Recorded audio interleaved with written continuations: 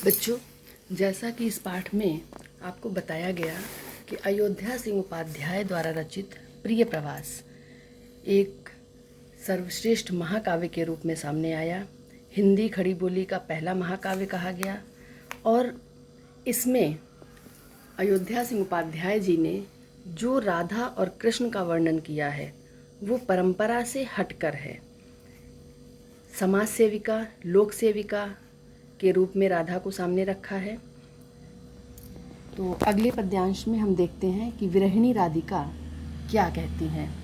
पवन को जब वो दूती बनाकर भेजती हैं, इसीलिए पाठ का नाम पवन दूतिका है। तो क्या कहती हैं पवन से? मेरे प्यारे नव जलद से कंज से नेत्र वाले। सबसे पहले तो आपको बता दें ये अति महत्वपूर्ण पद्यांश है। मेरे प्यारे नव जलद से कंज से नेत्र वाले। राधिका कहती हैं कि हवा से, जब वो हवा को भेजती हैं तो पहले तो उन्हें मार्ग बताती हैं कि किधर से जाना, फिर पहचान भी साथ साथ में बताती जाती हैं। यहाँ पर हवा को वृंदावन से, गोकुल से, ब्रज से मथुरा जाने का मार्ग समझाते हुए कहती हैं कि हे पवन, प्यारी पवन, मेरे प्यारे श्री कृष्ण, जिनके नेत्र नव जलद से, जिनका शरीर कैसा है? नव जलद, जलद का अर्थ है बादल, नव का अर्थ है नए, नए बादल अर्थात किसी बादल के टुकड़े के समान श्याम वर्ण वाले। कंज से, कंज का अर्थ है कमल, कमल जैसे नेत्र वाले। जाके आए ना मधुबन से और ना भेजा संदेशा। जब से वो इस मधुबन से, वृंदावन से गए हैं, तब से ना वो खुद वापस आए और ना ही उन्होंने आने का कोई संदेश भेजा, ना अपनी कोई खबर भेजी। हमसे कहकर गए थे हम अतिशीघ्र आ जाएंगे, किंतु जब से गए हैं तब से ना तो खुद आए ना ही कोई संदेश भेजा है। मैं रो रो के प्रिय विरह से बावली हो रही हूँ। मैं रो रो कर प्रिय विरह में बावली हो रही हूँ, पागलों की भांति मैं उनकी प्रतीक्षा में रोती रहती हूँ। जाके मेरी सब दुख कथा श्याम को तू सुना दे। हे पवन, हे बहन, हवा को बहन के रूप में भी यहाँ मानवीकरण अलंकार भी है, क्योंकि हवा को एक स्त्री के रूप में चित्रित किया गया है कि हे बहन, तुम जाओ और जाकर मेरे दुखों की सारी कथा मेरे श्याम को सुनाओ। ज्यों ही मेरा भवन तज तू अल्प आगे बढ़ेगी। जैसे ही मेरे महल को छोड़कर तुम थोड़ा सा, अल्प का अर्थ है थोड़ा सा, तज का अर्थ है छोड़कर, जैसे ही मेरा भवन छोड़कर, मेरा महल छोड़कर तुम थोड़ा सा आगे बढ़ोगी, शोभाशाली सुखद कितनी मंजू कुंजें मिलेंगी। तुम्हें मार्ग में यहाँ से आगे बढ़ते ही कितनी अर्थात बहुत सारी, मंजू सुंदर सुंदर कुंजें मिलेंगी। कुंजें घने घने वृक्षों के समूह मिलेंगे। शोभाशाली सुखद, सुख देने वाली, शोभादायक सुंदर कुंजें मिलेंगी। प्यारी छाया मृदुल स्वर से मोह लेंगी तुझे वे अपनी प्यारी छाया, मधुर स्वर, मृदुल, वहाँ पक्षियों का चहचहाता हुआ स्वर, लताओं बेलों वृक्षों का स्वर तुम्हारे मन को मोह लेगा। लेकिन तुम मेरा दुख देखकर जा रही हो, इसलिए वहाँ विश्राम तो करना, लेकिन रुक मत जाना। क्या करना? क्या कहती हैं? मेरा दुख लख वहाँ जा ना विश्राम लेना। वहाँ बहुत समय के लिए विश्राम के लिए मत ठहर जाना, वहाँ से निकलना, वहाँ की शोभा को देखना, प्रसन्न होना, सुंदरता को निहारना, मृदुल स्वर को सुनना, किंतु वहाँ विश्राम के लिए ठहरना मत, क्योंकि तुम मेरा दुख देखकर जा रही हो। अगला पद्यांश, यहाँ पर आपको बता दें कि भाषा खड़ी बोली है। रस पूरे पाठ में, बल्कि प्रिय प्रवास में ही कहा जाए, प्रिय प्रवास का मुख्य रस कौन सा है? तो वियोग श्रृंगार है। श्रृंगार का बहुत सुंदर वर्णन है, किंतु वियोग श्रृंगार का गुण माधुर्य है। अब ये प्रबंध काव्य है, महाकाव्य है, तो इसलिए प्रबंधात्मक शैली ही होगी इसमें। यहाँ पर सीधा सीधा अर्थ आ रहा है तो अभिधा शब्द शक्ति हो जाएगी। अनुप्रास उपमा है, अनुप्रास है और मानवीकरण है। अगला पद्यांश देखते हैं। थोड़ा आगे सरस रव का धाम सतपुष्प वाला। उससे थोड़ा सा आगे बढ़ने पर, जैसे ही थोड़ा आगे बढ़ोगी, सरस, रसपूर्ण, आनंददायक। सरस का अर्थ है आनंदपूर्ण या रसपूर्ण। काव्य में रस का अर्थ ही आनंद होता है। रव, रव का अर्थ है स्वर, ध्वनि या शोर। का धाम सतपुष्प वाला, सतपुष्प का अर्थ है सुंदर सुंदर पुष्पों।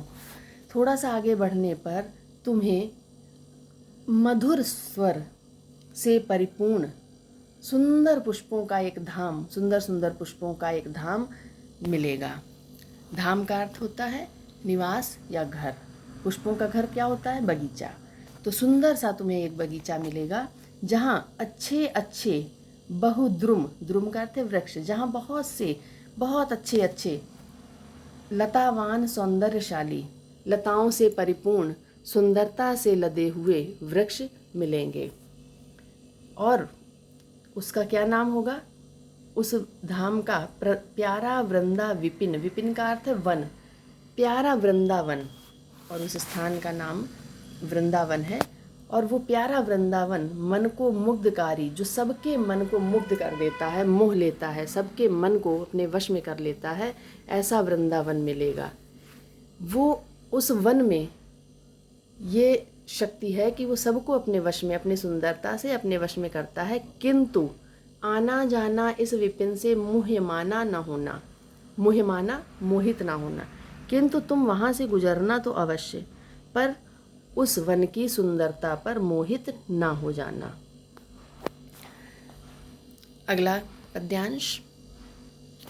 जाते जाते अगर पथ में क्लांत कोई दिखावे। क्या कहती हैं आगे? कि जाते जाते अगर पथ में क्लांत कोई, क्लांत का अर्थ है थका हुआ। यहाँ पर अब मार्ग में जो उन्हें लोग मिलेंगे, जो दृश्य मिलेंगे, उसके बारे में हवा को समझाती हैं राधा जी। यहाँ पर एक आदर्श नारी का रूप चित्रण किया गया है राधा का। एक ऐसी नारी का जो अपने दुख से पहले दूसरे के दुख को महसूस करती है।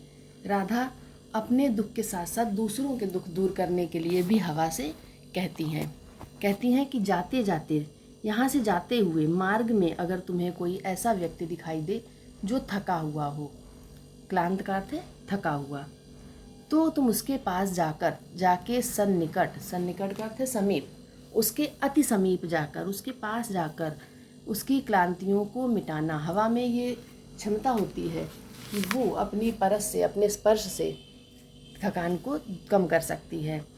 तो राधा वही कहती हैं, तुम उसके पास पहुंचकर उसकी थकान को धीरे धीरे, उसके शरीर को स्पर्श करके उसकी थकान को मिटा देना। धीरे धीरे परस, परस का अर्थ है स्पर्श। गात उत्ताप, गात का अर्थ है शरीर, उत्ताप का अर्थ है गर्मी।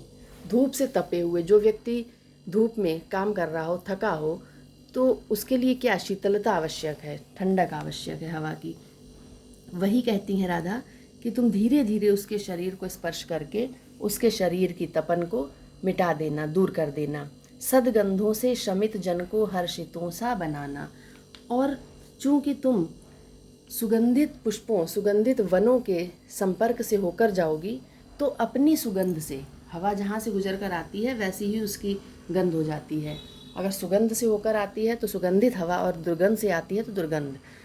तो हवा, जो जिस पवन को राधा जी भेज रही हैं, वह वृंदावन के विभिन्न क्षेत्रों से होकर गुजरती है, इसलिए वो अति सुगंधित हो जाती है। तो राधा जी कहती हैं कि तुम उस थके हुए व्यक्ति को अपने सुगंध से हर्षित सा बनाना, हर्षित, प्रसन्न कर देना। इन पद्यांशों में भी वियोग श्रृंगार है, भाषा खड़ी बोली, अलंकार अनुप्रास मानवीकरण, छंद पूरे पाठ में मंदाक्रांता छंद है। पूरे पाठ में कौन सा? मंदाक्रांता छंद। एक ये वर्णिक छंद होता है मंदाक्रांता, वर्णों की संख्या गिनी जाती है। शब्द शक्ति इसमें भी, अभिधा, गुण प्रसाद। वियोग श्रृंगार है, प्रसाद मिश्रित माधुर्य है इसमें, परोपकार की भावना आई है। तो यहाँ पर प्रसाद मिश्रित माधुर्य गुण है। इसके बाद के पद्यांश हम अगले वीडियो में पढ़ते हैं।